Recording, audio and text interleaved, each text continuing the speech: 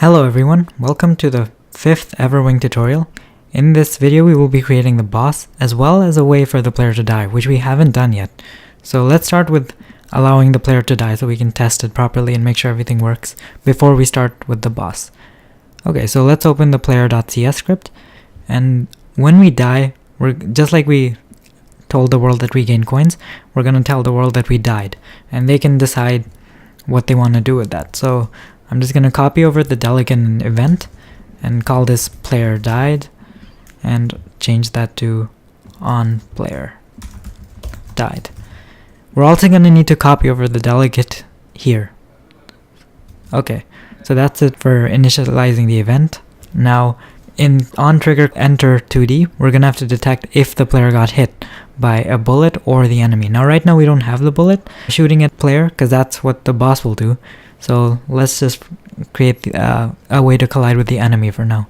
So otherwise, if we didn't hit a coin, maybe we hit the enemy. So let's check that. Other.transform.tag is enemy. If we got hit by the enemy, then we're just gonna check if anyone is subscribing to onPlayerDied, and if they are, then call it. Again, as a reminder, the reason we need this is so that if no one is listening to whether the player died or not, we should not throw an error. We should just allow it. But in this case, that won't happen in our game, but it's good coding practice to have this. I'll also do the bullet for now. So if we also hit a bullet, so these are the bullets that would come out from our boss. We need to check if the bullet is ours or if it's the enemy. So we can get a reference to the bullet by doing other.getComponent bullet. This gets the bullet script from the bullet game object that is, or collider that is other. If this bullet is not from player, then we're gonna die, because that means someone else shot us. And also we need to destroy the bullet as we did before. This logic is really similar to what we had in enemy.cs, this stuff. Just as a recap. Okay, so now we need to actually react to player death in Game Manager.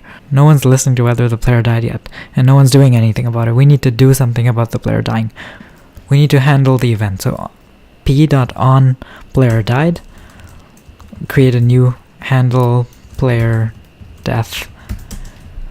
Okay, so we're in Game Manager now, and all we're gonna do is subscribe to the event that the player died. If the player died, then we're gonna handle it in this function, void. So again, the way this works is that whenever the player dies, this function will be called. All we're gonna do for now is just print out to the console, player died, and we're gonna freeze the game. Okay, so let's test if any of this is working. If I hit play, and if I collide with a monster, then the game should freeze. Oops, I killed that one. There.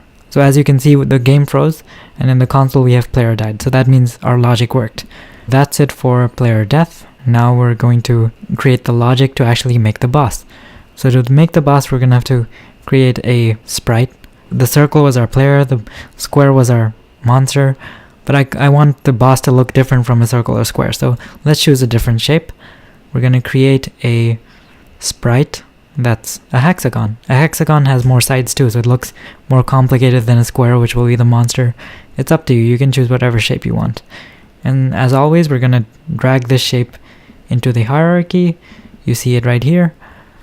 This shape is going to end up being our boss. So we're going to need to add the enemy tag because it is an enemy. We're going to have to rotate it 30 degrees, not on the Y, on the Z, so that this bottom edge here is facing the player. Because by default we have a corner facing, but I want the bottom edge to face it.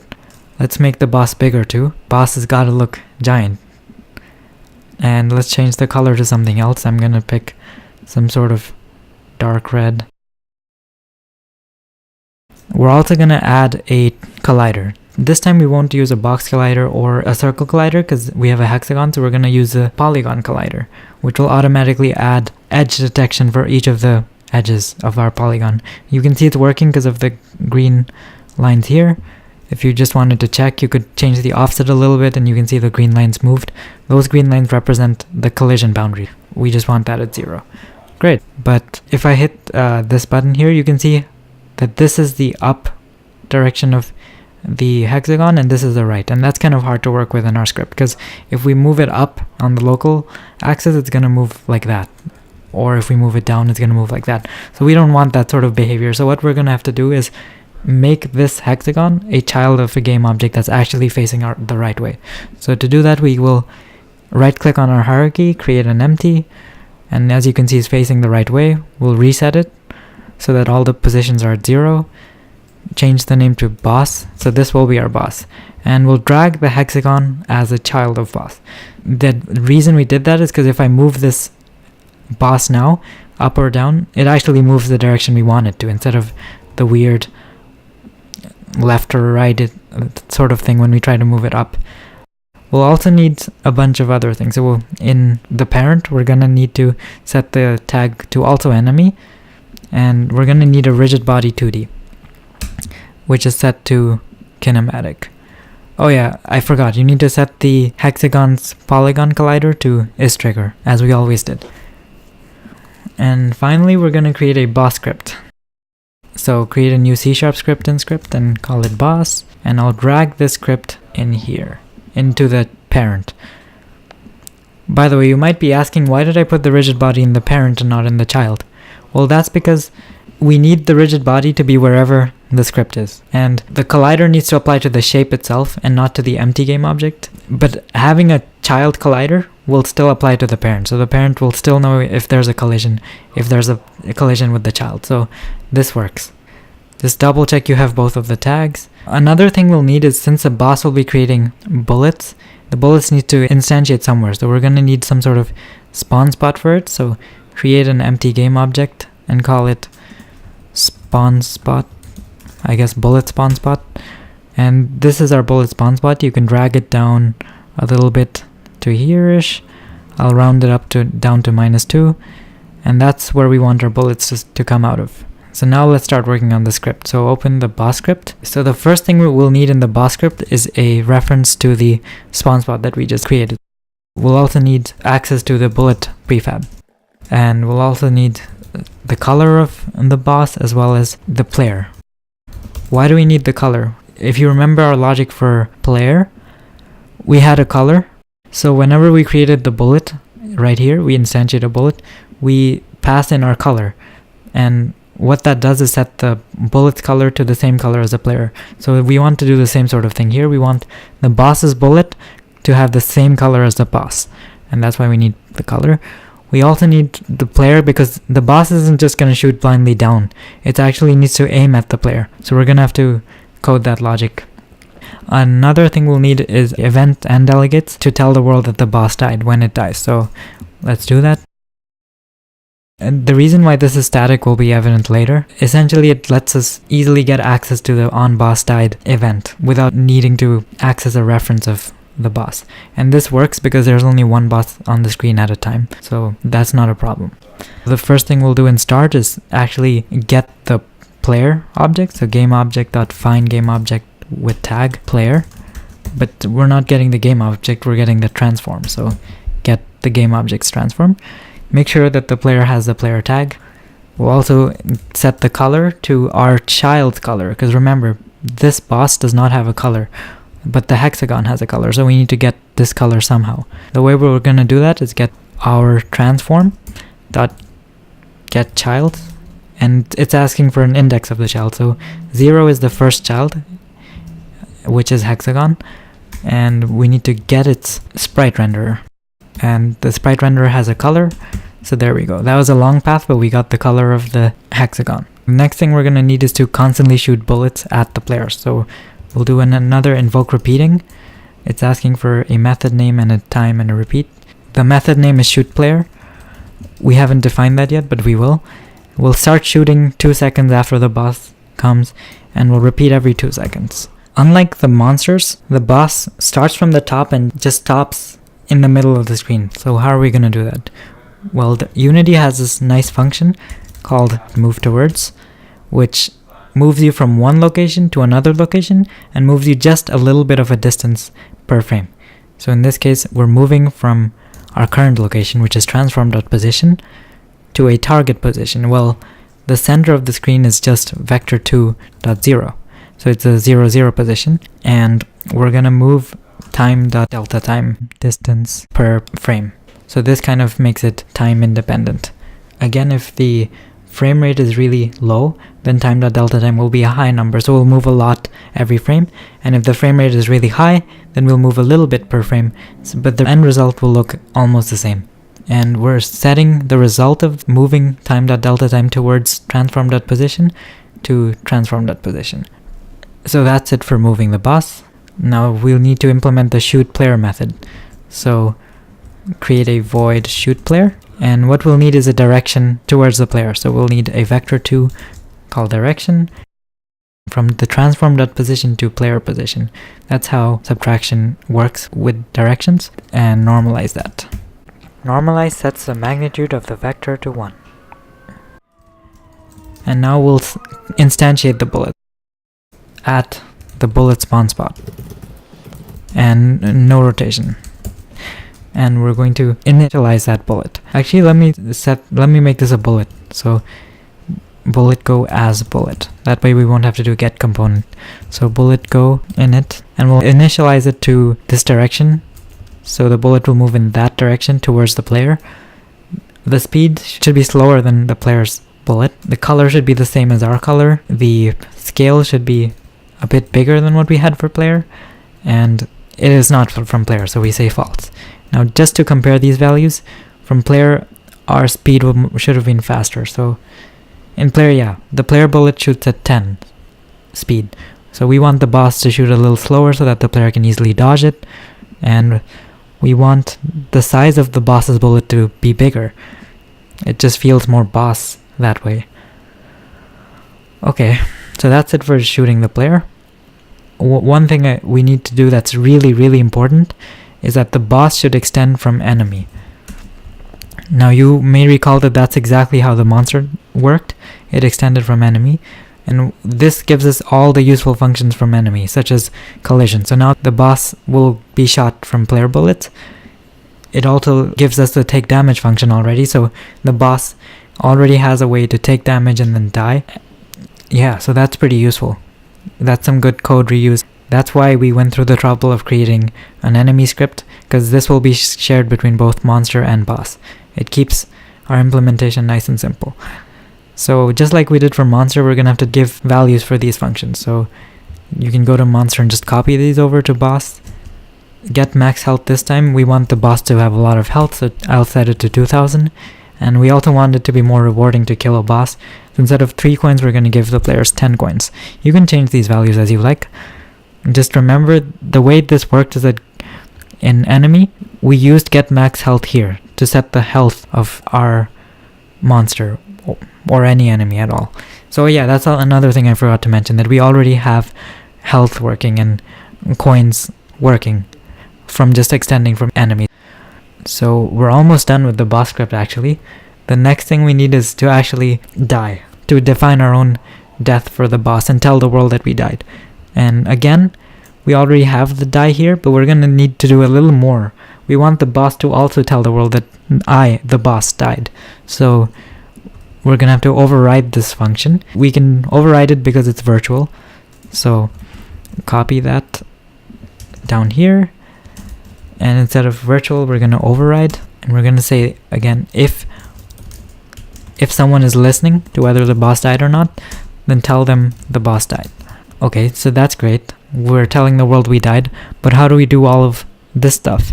Well, one way to do it would be to copy and paste it down here, but that's bad because that kind of ruins the point of this function existing here. So what instead we can do is say base.die.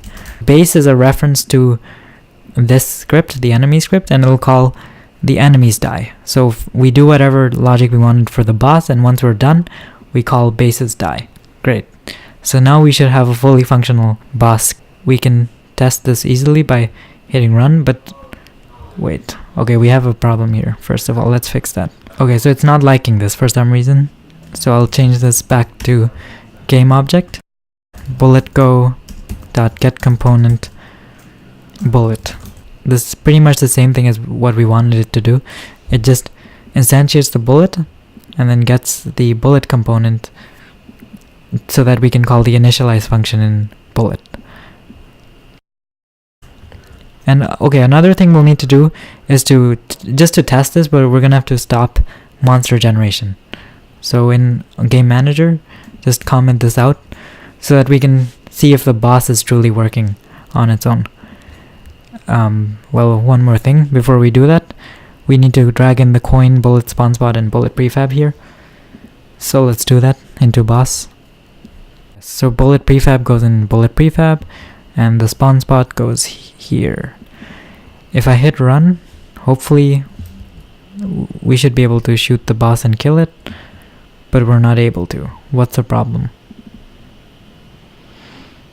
Oh, it's complaining that we haven't found the player, and that makes sense because the boss is already there, but game manager instantiates the player later, so boss is like, where's player? He's not there. We can't just leave the boss there. We're gonna have to instantiate the boss from game manager. The way we'll do that is drag boss as a prefab as always. We had to do this anyways, and you can safely delete it from the hierarchy, and you should delete it. And now in game manager, we need a reference to it. So serialize field game object, or actually boss, and we'll need a function to generate the boss. So void generate boss. We're going to need to instantiate the boss a little bit above the screen. So let's pick out the boss position right now. So we'll set it to the center in the X direction and a little bit higher than the top of the screen for the Y. So top right dot Y. We didn't need to do game manager dot top right because we are in game manager.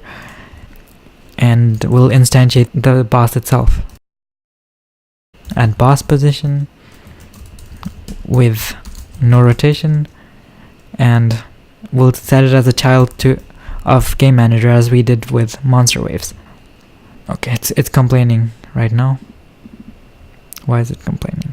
Okay, it's complaining because we set something that's of type boss to game object, so we need to remove the game object. We don't actually even need the boss go reference because we are not doing anything with it, so we might as well remove it. And I guess that was our problem before too. It needed to be, yeah, the bullet here needed to be of type bullet, which we could do right now. So bullet as bullet, and we can get rid of the get component now, and hopefully this should work.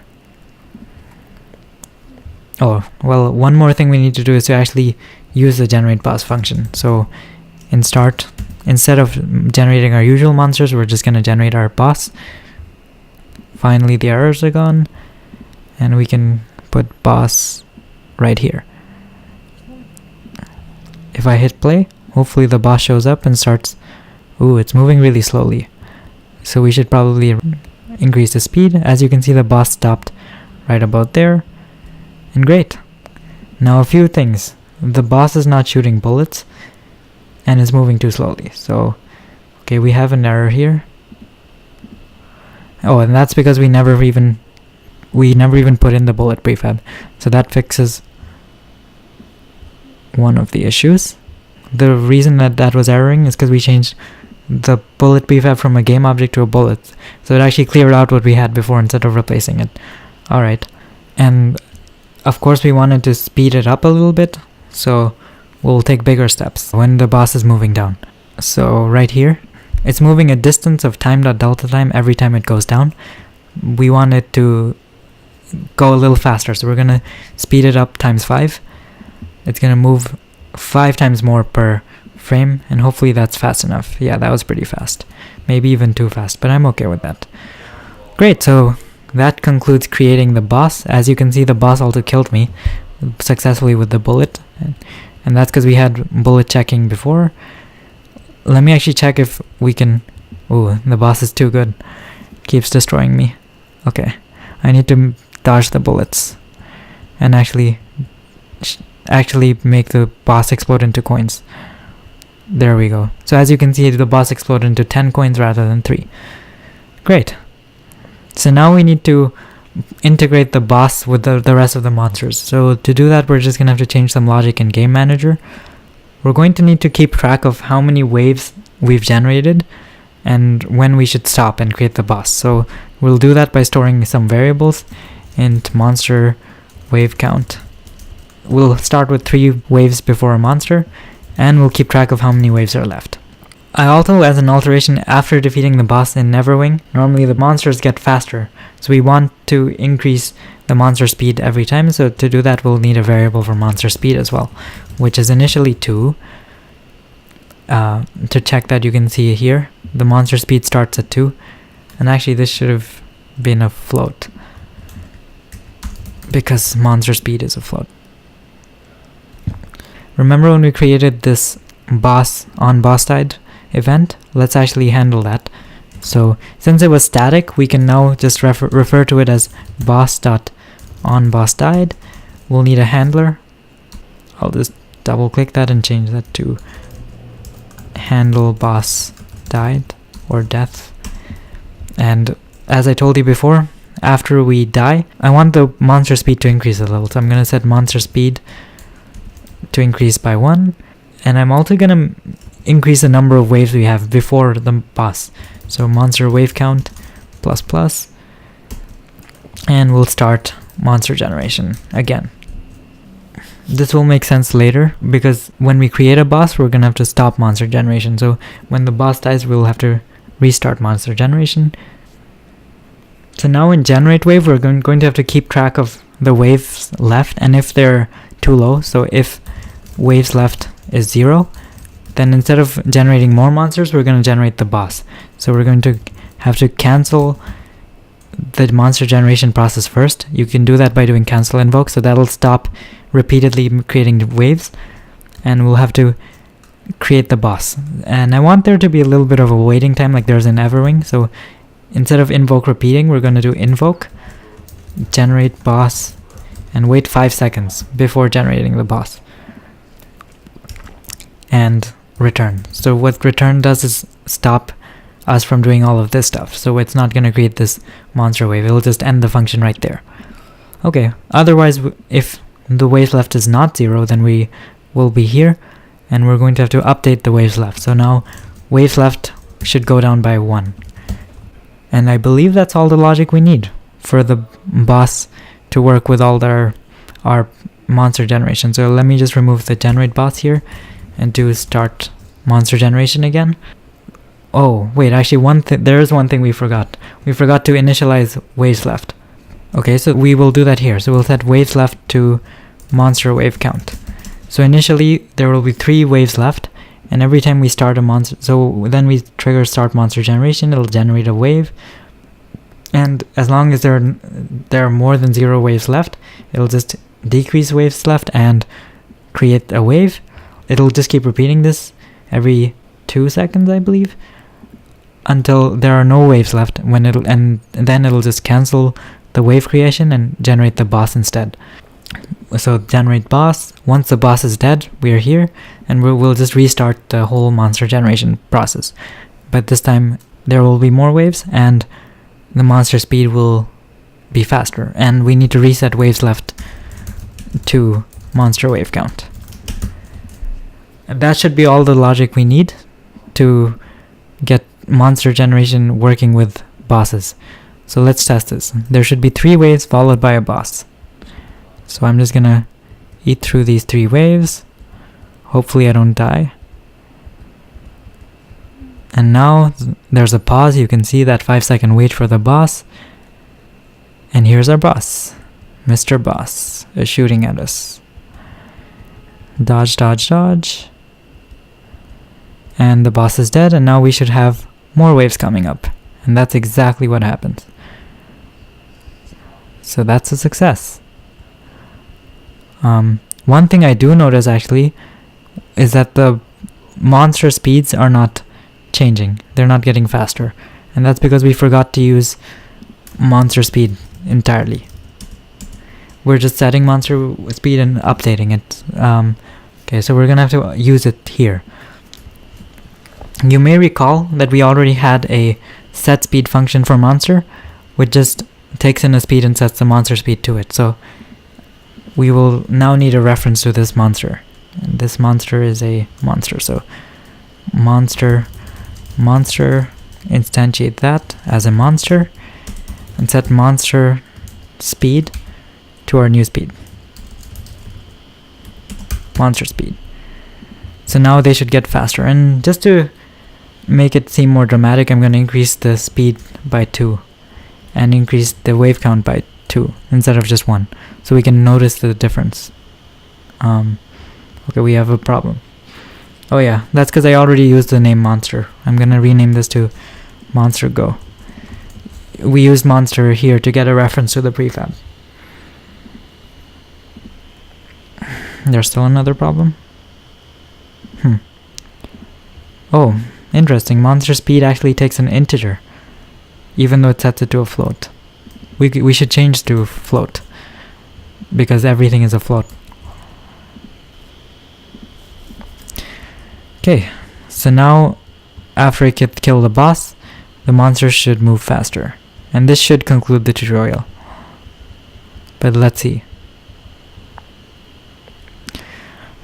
I'm kind of scared of the boss.